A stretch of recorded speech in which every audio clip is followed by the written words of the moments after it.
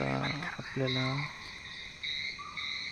जंगलामध्ये ही हरणांची टोळी दिसते. आपण बघू शकता. खूप सुंदर असा अनुभव आहे आमचा. आपण बघू शकता आम्ही जंगलात थोडं फिरायला आलेलो आहे. जे की इल्लीगल आहे, पण या जंगलात ही हरणांची टोळी बघा.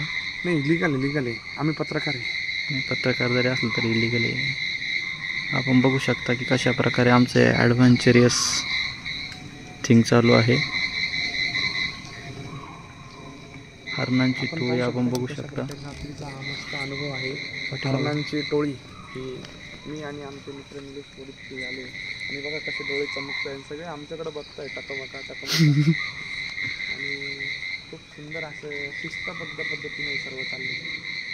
बघू शकता कसे माणसांपेक्षा देखील या प्राण्यांना कशा प्रकारे शिस्त असते. सगळे आमच्याकडे बघत आम्हाला सगळे बघताय आणि टाटा वाय वाय करताय. सगळे आमच्याकडे बघत चालले आणि कळपाने सगळे खेळताय. पाणी प्यायला आले, गवत. आपण पुढे जायचं अजून. आणि इथं बिबट्या कधी येऊ शकतो. अशा परिस्थितीत बिबट्या येऊ शकतो, पण या ठिकाणी 2 ठाणे वाघ आमच्यासारखे उभे आहेत. त्यांच्या या दोघांच्या छत्र्या घेऊन आणि संजय गांधी नॅशनल पार्कमधील हे दृश्य आपण अविस्मरणीय असं हे दृश्य आहे, जे की खूपच ॲडव्हेंचरियस आहे आणि निश्चितच थोडं सुखद सुद्धा आहे की आम्हाला एवढ्या रात्री जवळपास आता वेळ किती झालेली कौशलजी? आता माझ्या मते साधारण 1 ते 1:15चा वेळ आहे समजा. आपण थोडं तिकडे जाऊ ना, चला आपल्याला पुढून थोडं व्हिज्युअल्स भेटते. आमच्याकडे बघताय सगळे चमकताय. नाईटला आमची ही सफारी चालू आहे. नाईट सफारी, ती पण पायी.